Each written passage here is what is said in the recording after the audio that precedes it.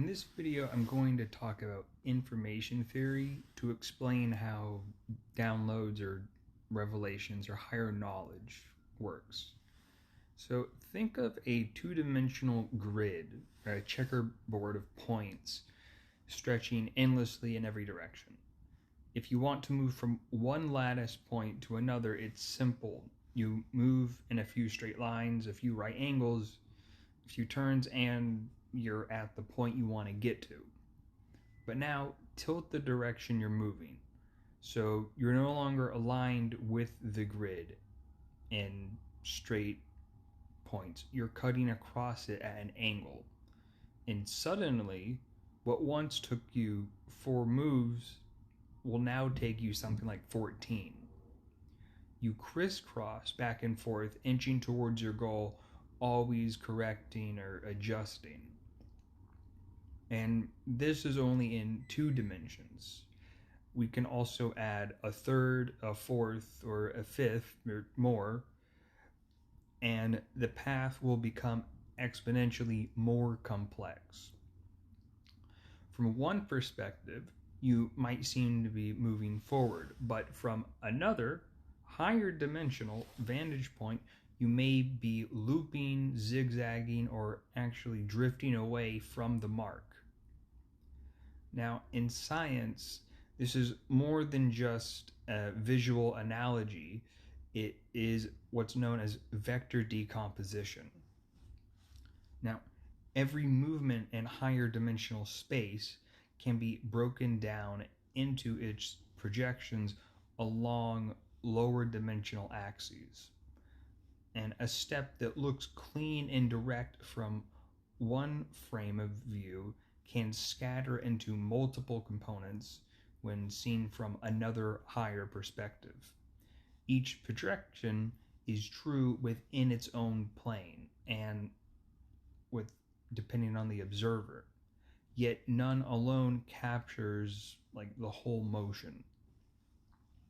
That's why in multidimensional systems, progress in one axis might look like confusion in another, because what is unified in a higher order becomes fragmented when it's filtered through a lower one.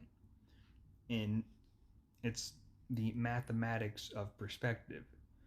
Truth is conserved, but its appearance depends on where you're standing.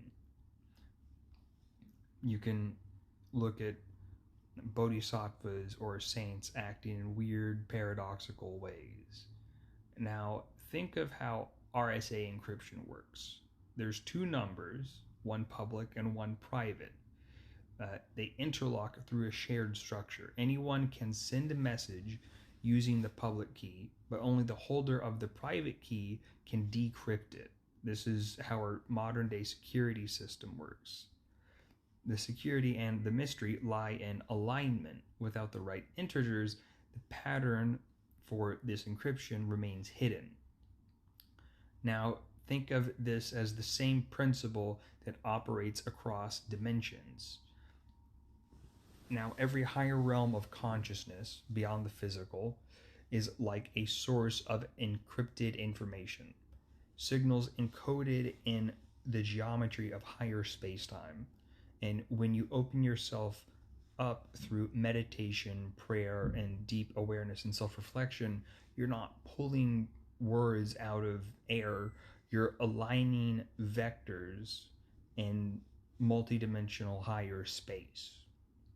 Your inner state, the clarity of your mind, the harmony of your emotions, the symbols and beliefs that shape your awareness on a conscious and subconscious level become your public key in how you interpret certain messages.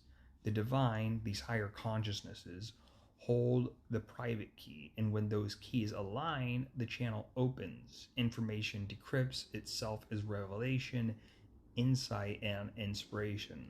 And when they don't, the messages stay scrambled, felt only as noise, coincidence, or faint intuition rather than a knowing.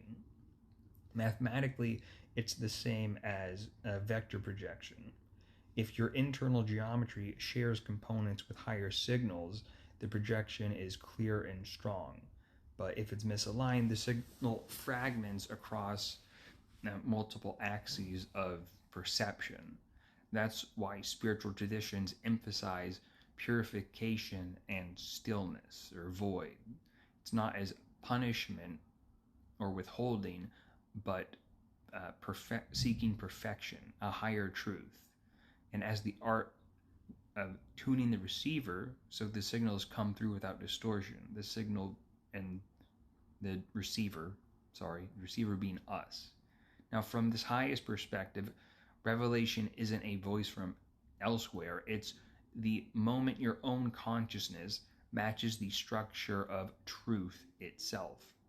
The instance when the encrypted light or energy becomes readable because you have become fluent in its language. And that's also a reflection of how guidance works in the universe. Every being, human, fae, angel, a deity, or an aspect of divinity, operates within its own dimensional understanding, its own lattice of reality. From that layer, it can offer wisdom, but that wisdom is still filtered through their own limits of their own perception of their own dimension. Even benevolent guidance can become misaligned when seen from a higher, more complete view. That's why the ancient texts say that's why it says, have no other gods before me. Or not because other deities are evil or anything, well, they might be, but it's because they don't have a part of the whole lattice of higher truths and their own cycles of reincarnation. So even if their intent is to help you, it might not be the best way to go about it. The Most High Source, God, it is the Alpha and the Omega, the beginning and the end of the lattice, the totality of every dimension, every angle, every plane of every existence. From an infinite perspective, there are no wrong turns or misalignments or partial truths. That's why ultimate trust belongs to the Most High. And this is also what the Buddha meant when he said, be a lamp unto yourself. Because the divine light, the true direction, your internal compass is already within you. The being we know as God with a capital G is like a mirror with absolutely no warping, while every other being, while still in their own cycle of reincarnation, and yes, they are very high level, highly evolved consciousnesses, do have some warping to whatever small degree in their conscious awareness of self in relation to the other. Anyways, I hope this was helpful and informative, and maybe you learned something. I hope I did an okay job conveying that, and I hope to catch you guys in the next video.